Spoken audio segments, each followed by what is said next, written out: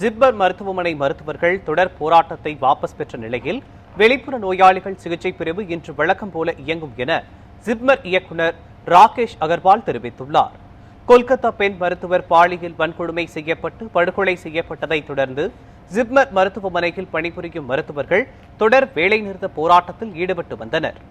இதன் காரணமாக மருத்துவர்கள் பற்றாக்குறை ஏற்பட்டு வெளிப்புற நோயாளிகள் சிகிச்சை பிரிவு காலை 8 மணி முதல் 10 மணி வரை 2 மணி நேரங்களுக்கு மட்டுமே செயல்பட்டு வந்தது. இந்நிலையில் உச்சநீதிமன்ற அறிவுறுத்தலை தொடர்ந்து 10 நாட்களாக நடத்திய போராட்டத்தை ஜிப்மர் மருத்துவர்கள் வாபஸ் பெற்றனர். மேலும் இன்று முதல் தங்களது பணிகள் தொடரும் என்றும் ஜிப்மர் மருத்துவர்கள் தெரிவித்தனர்.